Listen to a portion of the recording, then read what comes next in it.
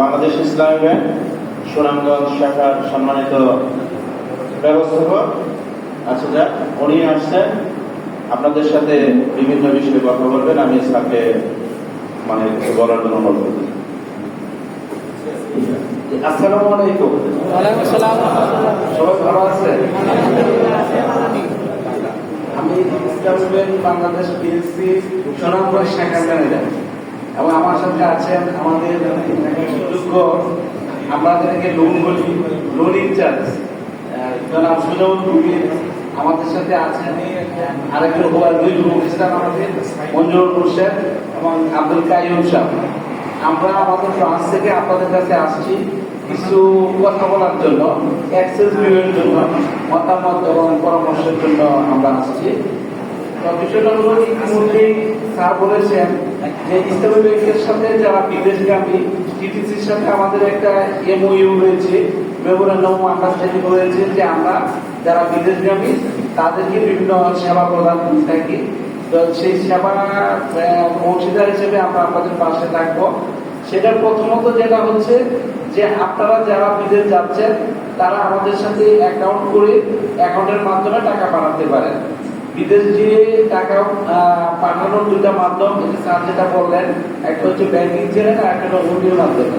হুন্ডির মাধ্যমে আপনারা যেটা পরবর্তীতে বুঝবেন আর কি, যে হুন্ডির মাধ্যমে টাকা পাঠালে সেই টাকাটা রাষ্ট্রের ডলারের হিসেবে আসে না, সেটা আসে হলো টাকা হিসেবে। হুন্ডিতে ডলার ট্রান্সফার হয়ে যায় বা আপনার যে কারেন্সি যে দেশে যাচ্ছেন, হ্যাঁ, ওই দিনার বা রিয়েল এগুলো ট্রান্সফার হয়ে এই দিনে টাকা চলে আসে, সরকারি হিসেবে থাকে না। সরকারি হিসেবে না থাকলে যেটা হয় সেটা হলো যে আমদানি নির্বাহ করা যায় না। যেমন আমাদের দেশের প্রাণ আমরা বলে থাকি ফরেন রেমিটেন্স এবং তৈরি পোশাক শিল্প। তৈরি পোশাক শিল্প বিদেশ থেকে অর্থ নিয়ে আসে, মানে ডলার নিয়ে আসে, অর্থাৎ রপ্তানি করে আমরা যে অর্থটা পাই সেটা ডলারে পাই। আর আপনারা যে টাকাটা ব্যাংকিং চ্যানেলের মাধ্যমে দেশে পাঠাবেন সেই টাকাটা ডলারের মাধ্যমে আসে, পরে ডলার বাংলাদেশে এসে কনভার্ট হয়।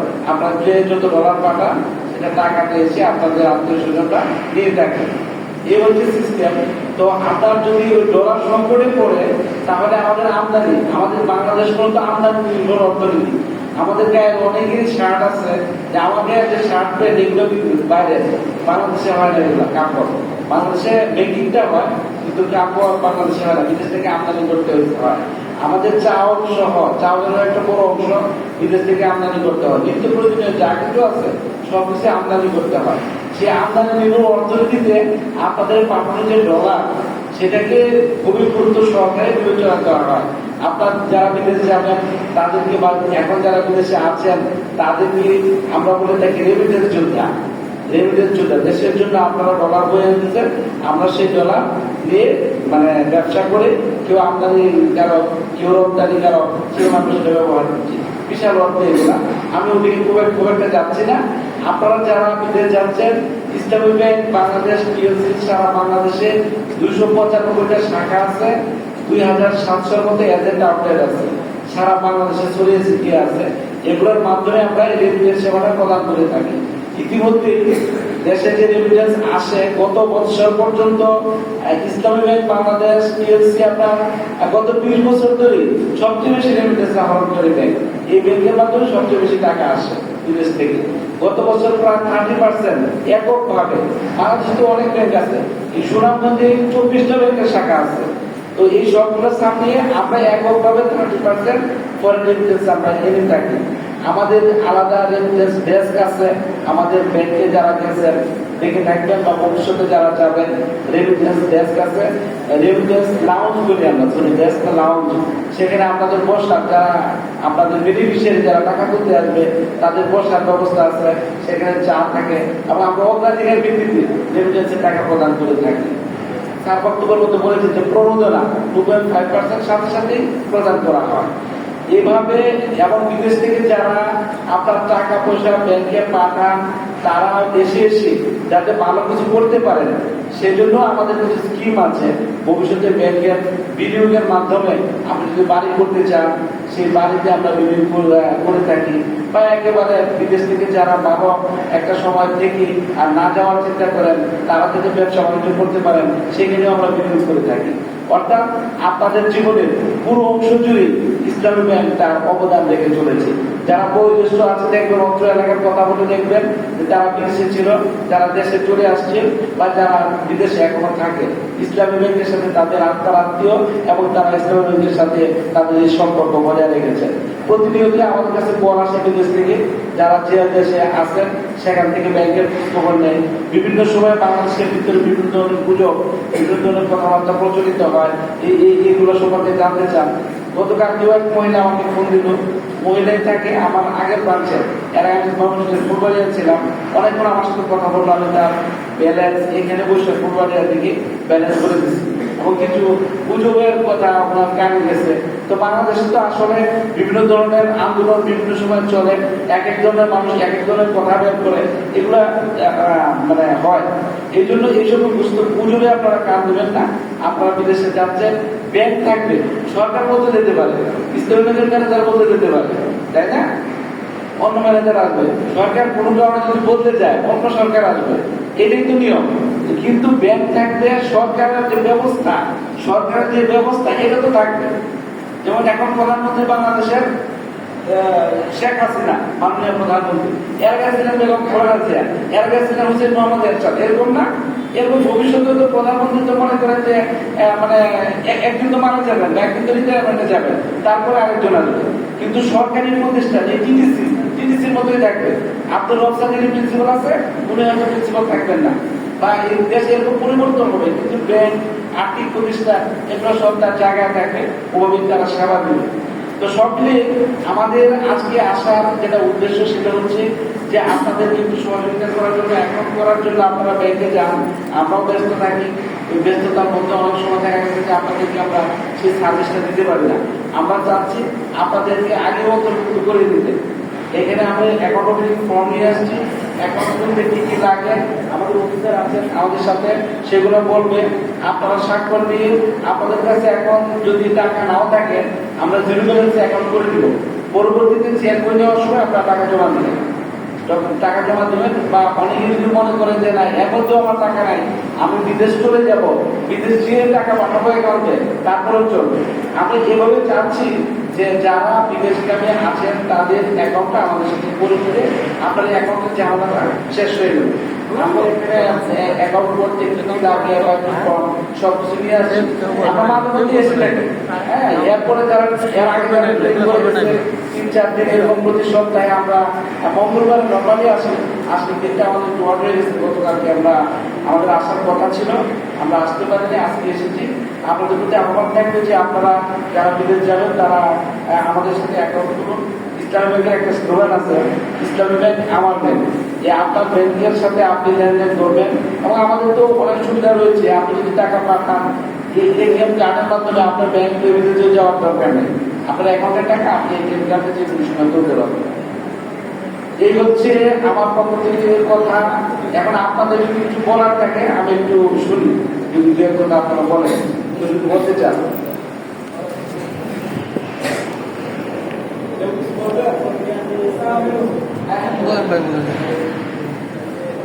না এমনি বলেন, এমনি বলা যাবে।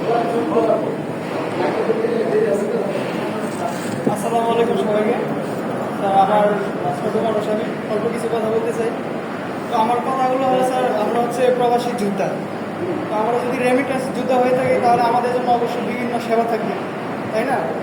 তো আমরা প্রবাসী হয়ে আমাদের জন্য এয়ারপোর্টে ট্রলির ব্যবস্থা থাকে না, 50,000 টাকার টিকিট 1.5 লক্ষ হয়ে যায়।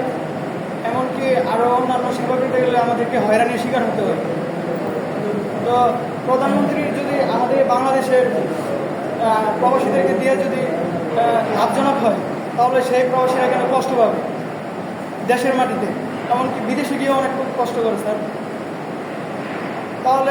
তাহলে স্যার আমরা যদি প্রবাসে থাকি, প্রবাসী থেকে আমরা টাকা পাঠাই, রেমিটেন্স শক্ত হবে আমাদের বাংলাদেশে। তো আমরা যদি এরকম হয়রানির শিকার হয় আমাদের অনেক কষ্ট হয়, তাহলে আমাদের কি প্রয়োজন রেমিটেন্সকে শক্ত করার জন্য? অত্যন্ত যুক্তিসঙ্গত, বুঝতে পারছি আপনার স্যার তাছাড়া আমরা তো আমাদের জন্য তো সরকার দায়ী, আমরা নিজেরা দায়ী না। কেননা আমরা লেখাপড়া করে চাকরি করার সুযোগ পাচ্ছি না, যার কারণে বাংলাদেশে কোটা নিয়ে অনেক সমস্যা হচ্ছে। আমরা আজকে করবো না, এখানে আপনি একটু বসেন। আমরা আন্দোলন করে কথা করবো না, এটা আপনাদের বিষয়। তো আমরা যেটা বেসিকের বিষয় আসছে, আপনারা বাইরে যাবেন। আমরা যেটা বলতে চাচ্ছি যে আপনাদের যে প্রবলেম গুলা, ধরেন আপনি বিদেশ যাবেন, এই যে টিসিসি যে আয়োজনটা করছি, আপনারা যে ট্রেনিংটা করছেন, এরকম আগে ছিল না। এটাও করা হচ্ছে, কিন্তু গভর্নমেন্টের পক্ষ থেকেই করা হয়েছে। গভর্নমেন্ট এখানে ভর্তুকি দিচ্ছে, ভর্তুকি দিয়ে আপনাদেরকে প্রশিক্ষণ দেওয়া হচ্ছে। পরবর্তীতে আপনি বিদেশ যাওয়া পর্যন্ত আপনার যে কথাগুলো যে ট্রেনে টিকিট বেড়ে যাচ্ছে, হ্যাঁ, এগুলো তো আসলে বিষয়টা হলো কি সিস্টেমের সমস্যা। সিস্টেমের সমস্যা এরকম, যেমন আমি কয়েকদিন আগে আমার এক বিগত আত্মীয় মারা গেছে, আমার বাড়ির যে ময়মনসিংহে। বিগত আত্মীয় মারা যাওয়ার কারণে আমি দ্রুত যাওয়ার জন্য আমি প্লেনে গেছি। তো প্লেনে যাওয়া দেখলাম টিকিটের দাম হলো 5,000 টাকা, মানে সিলেট থেকে ঢাকা। প্যান্টের আছে সেটা বাদে দিলাম। তো 5,000 টাকা টিকিটের দাম, এবং প্লেনের মধ্যে আবার সিট খালি, মানে অর্ধেক সিট ফিল আপ হয়েছে, অর্ধেক সিট ফিল আপ হয় নাই।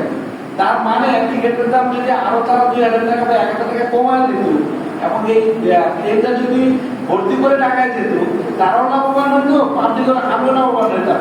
যদি 4,000 হতো, আমার পকেটে 1,000 টাকা থাকতো। এখন এই যে এয়ারলাইন্সের ব্যবসা, আপনি শুনবেন, আমি বলতেছি, দেখবেন যে ওই আপনি সবাই দেখবেন, আমাকে বলতেছিল রেল সেবা বন্ধ রাখার জন্য সরকারের প্রতি হয়েছে 1400 কোটি টাকা। আর যদি সার্ভিস দিত তাহলে 1550 কোটি টাকা খরচ হতো সরকার। তার তো বন্ধ রাখাই ভালো নাকি, বুঝছেন? অর্থাৎ রেল সার্ভিস বাংলাদেশের লসে চলে, বাংলাদেশ বিমান সারা জীবন লসে চলে। এটা শুনবেন, পত্রপত্রিকা বলে দেখবেন। এটা হচ্ছে যে আমাদের দেশের স্ট্রাকচারাল যে প্রবলেম, আমাদের দেশে যারা এই কাজগুলো করতেছে, এগুলোর সাথে যারা জড়িত, তারা এটাকে এরকম করে ফেলছে। এগুলো আস্তে আস্তে ঠিক হবে। দেশটাতে এখন হচ্ছে আমরা যে পর্যায়ে আছি, নিম্ন মধ্যমায়ের পর্যায়ে আছে, আমাদের জীবন মান উন্নত হয়েছে, অনেকটা উন্নত হয়েছে। আমাদের তো 100 আমরা সত্তরটা অন্ন, বস্ত্র, বাসস্থান, শিক্ষা, চিকিৎসা, 5টা মৌলিক চাহিদা, এগুলোতে কিন্তু আমরা মোটামুটি আগাইছি, অনেকটা আগাইছি। আস্তে আস্তে আরো আগাবো। এগুলো কাজ করতেছে, কাজ চলবে।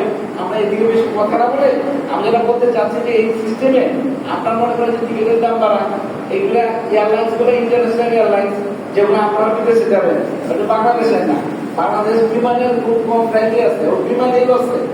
এখন বেশি টিকিট ধার্য করেও আপনার এদেরকে লাভে আনার মতো অবস্থা আপনাদের নাই, অর্থাৎ ম্যানেজমেন্ট ফেলু। তো সব জায়গায় তো আসলে একবারে সবকিছু করা সম্ভব না। এগুলো আস্তে আস্তে কথা বলতেছেন, আস্তে আস্তে হবে। এবং যেহেতু আপনারা সবাই বাংলাদেশি, আপনার কথা থেকে সবার কথা ধরে দিচ্ছি যে আমরা সবাই দেশটাকে ভালোবাসি, সবাই দেশটাকে ভালোবাসি, আমাদের দেশপ্রেম আছে, আমাদের দেশটা কত সুন্দর থাকবে। আমি তো বললাম যে বাংলাদেশের প্রধানমন্ত্রী চিরদিন থাকবেন না, তারপরে ওই এখানকার টিটিসির যে প্রিন্সিপাল আছে তিনিও চিরদিন থাকবেন না, আমিও ম্যানেজার এখানে আসছি জাস্ট 2 মাস বা 2.5 মাস হয়েছে। এই হারে বসে চিঠি আসলে শেষ। আজকে বিকালে যদি চিঠি আসে যে আপনি এখানে নাই, আপনি আসছেন এখানে, তাহলে চলে যেতে হবে। এখানে যে বিষয়টা হচ্ছে দেশটা আমাদের, এই দেশটাকে আমাদের গড়তে হবে। আপনারা বিভিন্ন যোদ্ধা, আপনার টাকা পাঠাচ্ছেন, আপনার পরিবারে যারা আছেন, বাবা মা, স্ত্রী, সন্তান যারা আছেন, তাদের জীবন উন্নত হবে। এই জন্য তো এই চেষ্টা। আজকে আপনারা এখানে কেন বসে আছেন? আজকে এখানে বসে আছেন দেশের বাইরে যাওয়ার জন্য, উপার্জন করার জন্য, উপার্জন করার জন্য। এবং আপনাদের উপার্জনটা আমরা বলে থাকি যে রক্ত পানি করা, বা আরো বেশি যেটা বলা চলে যে এত কষ্ট, আত্মীয় স্বজন ছেড়ে বিদেশে থাকবেন। আমি ময়মনসিংহ থেকে সুনামগঞ্জ আসছি, আরেকজন যারা আমাকে ফোন দিচ্ছে, বলে যে আমারও দূরে হয়ে গেছে, আপনারও দূরে হয়ে গেছে, সবাই পানির দেশে। আমি তারা বললাম, এই যে তারা শুনতেছিল যে যদি বদি না হইতো তাহলে সুনামগঞ্জ সম্পর্কে আমি জানতেই পারতাম না যে এখানে এত সুন্দর সুন্দর হাওয়া আছে, বা এই বেড়াতে আসা তো সবসময় সুযোগ থাকে না। আর আমি তো সপ্তাহ 15 দিন বা 1 মাস পরে বাড়ি যাচ্ছি, আর আপনারা যাবেন আপনার কয়েক বছর পরে। একটা আরো অনেক বেশি আপনাদের যে ত্যাগ, সেজন্যই যোদ্ধা বলা হয়েছে। এবং এয়ারপোর্টগুলোতে যাতে আমাদের ব্যাংকে আমি প্রস্তাবটা করবো যে আমাদের উদ্যোগে, স্টেট ব্যাংকের উদ্যোগে এয়ারপোর্টে যাতে একটা গ্রুপ করা হয়, যেখানে ফরেন রেমিটেন্সের যারা পাঠায়, অর্থাৎ বিদেশ নেওয়াদেরকে আমরা সেবা দেবো। এই সুপারিশটা আমি অ্যাডমিশন করবো, ঠিক আছে? পরবর্তীতে যে কথাটা আমি বলতে চাচ্ছি যে আপনারা এই আমাদের এখানে ফর্ম আছে হিসাব করার জন্য তেমন কিছু লাগে না, যেটা আমাদের ভোটার আইডি তো সকলেরই আছে। যার নামে অ্যাকাউন্ট হবে তার voter ID photocopy, national ID, যেটা এক নাম্বার। 2 নাম্বার হলো তার 2 কপি ছবি, আর তিনি যে একটা নমিনি দেবে, মানে মৃত্যুর পরে টাকা তোলা খরচ যখন আসবে, নমিনির 1 কপি ছবি তার ভোটার আইডি। এরপরে যদি আপনার পাসপোর্ট থাকে সেগুলো আপনি দিবেন। এরপরে আমার সঙ্গে যদি কিছু লাগে একটু বলেন, আমাদের অফিসার মঞ্জুর করছেন, একটু কথা বলবেন।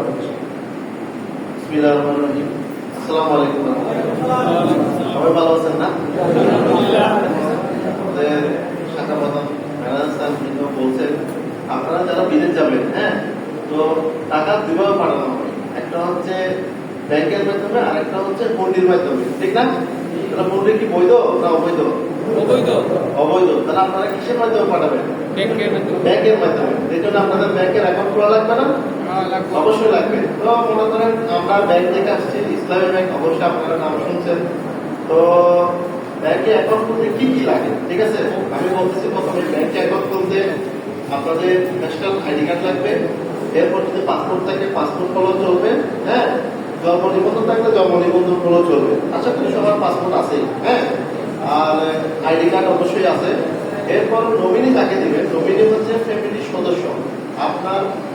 আপনি যখন মারা যাবেন আপনার ওই টাকাটা ওই নমিনি পাবেন। তাহলে পরিবারের সদস্য দেওয়া লাগবে না। অনেকে দেয় বন্ধুকে, অনেকে দেয় খালাতো ভাইকে, অনেকে দেয় মামাকে, কিভাবে দেওয়া যাবে না। নমিনি হচ্ছে ফ্যামিলির সদস্য, মা বাবা, ভাই বোন, ছেলে মেয়ে, স্বামী স্ত্রী, এর ভিতর যাকে দেয়, ঠিক আছে? পরবর্তী চাইলে আপনি নমিনি চেঞ্জও করতে পারবেন, এই অপশনটাও কিন্তু আমাদের আছে।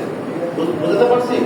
তাহলে এই আপনারা নমিনির ছবি লাগবে 1 কপি, নমিনি আইডি কার্ডের ফটোকপি লাগবে, আর যার নামে অ্যাকাউন্ট হবে তার 2 কপি ছবি, আইডি কার্ডের ফটোকপি লাগবে। এই জিনিসগুলো লাগবে, ঠিক আছে? আর আপনাদের যে ব্যাংকে গিয়ে মনে করেন অনেক সময় দেখা যায় আমাদের অনেক ঝামেলা থাকে, আমরা ঠিক করে কথা বলতে পারি না। এই জন্য আপনাদের সুবিধার্থে আমরা নিজেরাই চলে আসছি অ্যাকাউন্ট খোলার জন্য। আপাতত যদি আপনার কোনো কিছু নাই থাকে, জাস্ট 1 কপি ছবি বা আইডি কার্ড থাকতে হবে, আমরা অ্যাকাউন্টের সাথে সাথে করে দিব। পরবর্তীতে আপনারা ব্যাংকে গিয়ে যোগাযোগ করে এটিএম কার্ড আছে, এটিএম কার্ড দিবেন, চেক বই আছে, চেক বই দিবেন, আপনারা লেনদেন করতে পারবেন। বুঝতে পারছি? আমাদের মোবাইল ব্যাংকিং অ্যাপস আছে, অ্যাপসের মাধ্যমে আপনারা লেনদেন করতে পারেন। এই যে মনে করেন বিভিন্ন বিকাশ নগদ অ্যাপস আছে না, আমাদের ব্যাংকে ওই ধরনের অ্যাপস আছে। অ্যাপস দিয়ে আপনি ঘরে বসে ব্যাংকিং করতে পারবেন। আপনাদের ট্রানজাকশন দেখতে পারবেন, ব্যালেন্স দেখতে পারবেন, এভরিথিং ঘরে বসে করতে পারবেন। বুঝতে পারছি? আপনারা যখন বিদেশ যাবেন, বিদেশে গিয়েও আপনার অ্যাকাউন্টটা আপনি দেখতে পারবেন। আমাদের আরেকটা অ্যাপস আছে IBBL স্মার্ট, কিন্তু আপনাদের ইমেল থাকে। আপনারা সবাই ফেসবুক ইউজ করেন না? অবশ্যই সবার ইমেল আছে, জিমেল আছে। জিমেল দিয়ে আপনারা ওখানে বসে আপনার অ্যাকাউন্টে কত ব্যালেন্স আছে ওইটাও আপনারা অ্যাপসের মাধ্যমে আপনারা বিদেশে বসে দেখতে পারবেন। বুঝতে পারছি কথাটা? তো আপনারা যারা মানে অ্যাকাউন্ট খুলতে আগ্রহী, তারা যদি অ্যাকাউন্ট করেন, কে কে খুলতে আগ্রহী আজকের মধ্যে দেখে হাত তুলেন তো। 1 জন 2 জন, জাস্ট আপনি আপনার ডকুমেন্ট দিলে আইডি কার্ড থাকলে ওটাই চলবে, বাকিগুলো আপনার পরে। আমরা সবাই যাচ্ছি বিদেশ। স্যার আমি একটা কথা বলি স্যার। জি, গত কয়েকদিন আগে একজন মন্ত্রী বলছেন যারা প্রবাসে যাইতেছে তারা একজন শুনি, ওরটা শেষ করে আসসালামু আলাইকুম। গত কয়েকদিন আগে একজন মন্ত্রী বলছেন যে যারা মানে একবারে মূর্খ তারাই বিদেশে যায়, তারাই রেমিটেন্স পাঠায়, বুঝছেন? তখন আমরা সবাই তো এখানে তো সবাই মূর্খ না। আমাদের যদি ব্যাংকে যদি টাকা পাঠাইতে হয় আমরা এখানে চুজ করতে পারবো, আমরা যে কোনো ব্যাংকে টাকা পাঠাইতে পারবো। এবং কি রানিং বছরেও বাংলাদেশ সরকারের ঘোষণা করছে যে অনেক ব্যাংক দেউলিয়া হয়ে যেতেছে। যেমন সিও বা ম্যানেজার কী করছে 100 কোটি 150 কোটি নিয়ে দেশ থেকে পালাইছে এরকম। তো আমরা এরকম মনে করি না যে বাংলাদেশে কোনো সিকিউর ব্যাংক আছে করে। তো আমরা বিদেশে যাওয়ার পরেও আমরা এটা চুজ করতে পারবো, বা আমাদের আত্মীয় স্বজন আছে, দেশের ফ্যামিলি মেম্বার আছে, তাদেরও ব্যাংক অ্যাকাউন্ট আছে, বুঝছেন? তো তাদের ব্যাংক অ্যাকাউন্ট আছে, আমরা রানিং বছরে আমরা করতে পারবো, কাভার করতে পারবো এখানে। তো আপনি আসছেন ভালো কথা, যারা যারা অ্যাকাউন্ট খুলতে চান খুলতে পারেন, সমস্যা না। কিন্তু আমাদের অ্যাকাউন্ট আছে অলরেডি। আর বাংলাদেশের যে পরিস্থিতি সরকার এমনভাবে ইয়ে করতেছে যে রাত্রে 10টা পর্যন্ত ব্যাংক খোলা থাকবে, আপনাদেরকে সেবা দিতে পারবে ওরা, বুঝছেন? আগে ছিল 4টা পর্যন্ত, এখন 8টা পর্যন্ত হচ্ছে। এর কারণে হয়তো আপনারাও আমাদের কাছে আসছেন যাতে আপনাদেরও একটা লাভবান হয়, এর কারণে আপনারাও আসছেন। কিন্তু আমরা তো এই সম্মানটুকু আমরা পাইতেছি না বাংলাদেশের সরকারের কাছ থেকে, যে আমরা আমরা এখানে কষ্ট করে টাকা উপার্জন করবো, বুঝছেন? উপার্জন করে আমরা দেশে পাঠাবো, এটা তো আমাদের ফ্যামিলি।